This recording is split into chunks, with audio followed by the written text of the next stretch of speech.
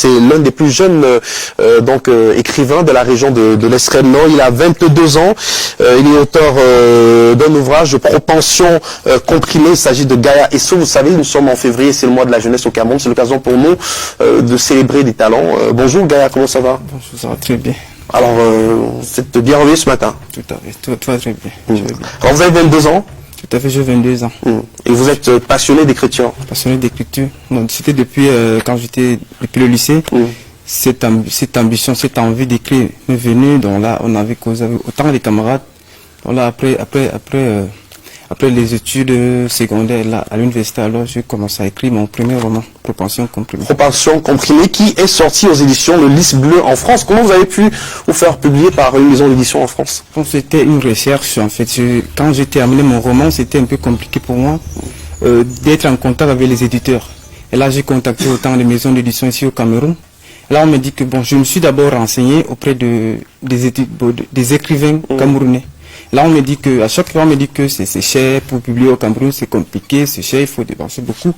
Et là, bon, j'ai cherché les formules qui existaient entre les maisons d'édition et les auteurs. Donc là, j'ai compris qu'il y a un contrat compte d'éditeur. Donc là, j'ai publié mon roman. J'ai cherché, j'ai vu d'abord premièrement un écrivain camerounais qui a publié son roman, son livre chez Lys Bleu. Donc là, directement, j'ai cherché des renseignements, des informations palpables, des informations justifiées sur la maison d'édition. Et là, j'ai soumis mon manuscrit pour être publié.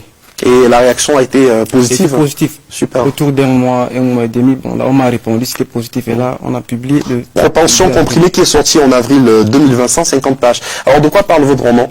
Mon roman parlait de la culture africaine. Bon, en fait, en quelque sorte, ça réclame une identité culturelle africaine. Parce que là, on a aujourd'hui tendance à voir que la culture africaine est disparue. L'Africain aujourd'hui ne cherche qu'à se comporter comme l'Occidental. Ne cherche qu'à se comporter comme ceux qui vivent à l'extérieur d'Afrique. On imite, on copie les cultures extérieures pour imposer chez nous en Afrique. On ne vit plus, on ne revient plus sur le vécu de nos ancêtres. On ne met plus en valeur les cultures de nos ancêtres. Donc en fait, c'est une invitation à revenir voilà, tout à, fait, à nos vraies valeurs. Voilà, négro-africaines. Voilà. Vous êtes très jeune, hein, ce combat-là. Il vous vient de qui? Bon, ce combat. Qu'est-ce que vous montiez dans cette croisade pour le retour aux valeurs, la société? Vous êtes originaire de Goyonré, c'est dans l'extrême nord. L'extrême nord, Maïdanaï. Oui, c'est à Goyonré, Maïdanaï Ouest. C'est Goyonré. Bon, moi, je suis actuellement, mes parents sont actuellement à Moulvoudaï. Moulvoudaï, c'est dans Mayokani Nord. Vous venez d'une région où on ne lit pas beaucoup, hein, où beaucoup de jeunes ne vont pas à l'école. Le taux de sous-scolarisation est quand même très élevé dans la région de l'extrême nord. Tout à fait. Votre exemple est quand même atypique. Comment est-ce que vous vous retrouvez dans cet univers-là, à 22 ans, auteur déjà d'un roman publié dans une maison d'édition en France? Pour moi, je me vois perdu. Je me vois perdu parce que là, en décembre dernier, j'étais là-bas à l'extrême nord. J'ai fait 2 dédicaces chez nous à Moulvoudaï et à Maroua. J'ai compris que la jeunesse, en fait, la population ne lit pas. La population ne s'intéresse pas trop à la lecture. Quand j'étais à Moulvoudaï pour la dédicace chez nous, à Moulvoudaï même, il n'y avait pas autant de personnes. Il n'y avait que les enfants, des jeunes qui s'intéressaient à la lecture. Et quand on était même là-bas, quand on a commencé maintenant à expliquer le contenu, le thème de mon livre, tout le monde était parti, il n'y avait personne. Il y avait seulement les enfants qui écoutaient des personnes, mes camarades qui étaient là. Et les autres étaient partis parce qu'il y avait quelques activités. Mais qu'est-ce qu'on peut faire pour intéresser justement les Camerounais à la lecture? À la lecture, moi je dirais qu'il faut une éducation à la lecture. Là, on peut imposer, on peut alimenter les établissements des bibliothèques. Parce qu'il y a des établissements qui n'ont pas de bibliothèque, qui n'ont pas de livres. Seulement, ils s'intéressent seulement à des activités scolaires, seulement il n'y a pas de bibliothèque. Et là, si on pouvait avoir cette possibilité d'implanter des bibliothèques dans les établissements. Même au niveau des communes aussi. Tout à fait. Dans les communes, dans les établissements. Pour approcher le livre des jeunes lecteurs. Tout à fait. Donc là, on pourrait peut-être avoir gagné des personnes à la lecture. Dans les cas contrairement, je ne vois pas une solution. Alors, ce qui est aussi impressionnant avec vous, c'est que votre ouvrage a été déjà primé. Vous avez reçu une distinction honorifique. Vous avez reçu un prix?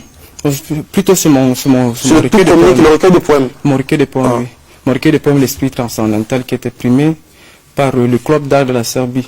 Le Club d'art de la Serbie? Tout à fait. Le Club d'art de la Serbie, c'était à l'occasion des traductions de poésies. Et là, j'ai traduit, donc en quelque sorte comme ça. Et là, Mon premier recueil de poèmes a été aussi primé. Et bon, je peux vous informer que mon roman est aussi choisi pour une adaptation audiovisuelle. Voilà. Audiovisuelle. C'est où? Ça se passera où? Ça se passera au Cameroun. Au Cameroun. Oui. Et votre ouvrage, où est-ce qu'on le retrouve? On peut le retrouver partout. Il coûte combien? 5 000. 5 000 francs seulement. Allez encourager ce jeune Camerounais. Vos contacts? 695 62 30 27. Et un message à ceux qui vous regardent du côté de la région de l'extrême nord. L'extrême nord, en fait, j'invite toute la population de l'extrême nord à se lever pour la lecture, à lire les ouvrages, à lire les livres. Parce que là, on ne peut que trouver la sagesse dans la lecture. Merci beaucoup Gaïa Esso d'être venu sur le plateau de Cameroun Feeling. Bon courage à vous.